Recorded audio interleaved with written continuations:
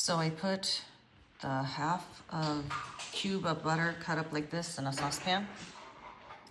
Once I have chopped the half a yellow onion, not sweet, just yellow onion, I put it in there as such.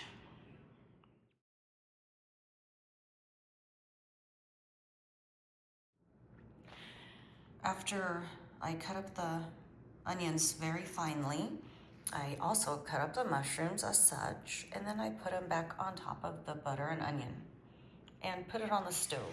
Then I put it on the stove on high until it starts simmering down there a little bit. I can hear it already. So I turn it down to about medium and let it simmer until the mushrooms are, I don't know how you call it, wet and flat, I guess. I'll show you what it looks like after they're done simmering. See how nicely it's simmering down there? Sometimes I put it on the medium high instead of just medium to give it a nice simmer like that. While that's still simmering, I boil about a cup and a half of water, so that way when I do add it, it's not gonna take as long to reboil. And if you noticed, I have not touched this at all. I just let it simmer. So when the mushrooms are kind of flat and down there, I will add about a cup to a cup and a half of water, depending how many mushrooms you have and how thick of mushroom you like your sauce. So it's about that high now of water. And I put salt, just kind of sprinkle it in there, and pepper. And you do this to taste. You could even do it after as well if it's not enough.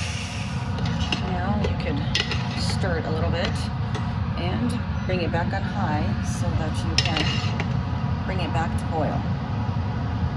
After it starts boiling, bring the temperature down to about medium or so. Cover it almost all the way and let it cook for about 15 minutes. So while this is ending its cooking time of boiling, you're gonna go over here and get about a cup of water. And I use one of these little doohickeys that mixes things for you. So you're gonna put 2 heaping tablespoons of the flour in there. And I turn this on and I whisk it. But if you don't have that, you could use a fork.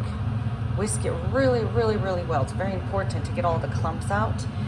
And as you are pouring it into the sauce, I tip gently and I go like this on the outside as I'm putting it in there, and I stir it about.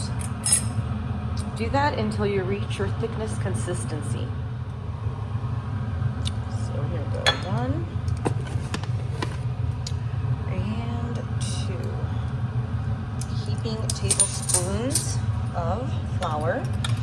And I just like to mix it up first with a fork.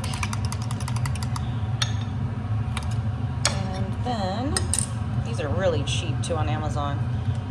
And I just whisk it about. And as I'm pouring it in there, I also use this so you don't get clumps. As you're pouring that in there, I like to keep it simmering and stirring off and on. So this is about the consistency. I like it. You can make it thicker, but usually the next day, if you keep it in the refrigerator, it'll get thicker on its own. And then you could put a tablespoon of heavy whipping cream.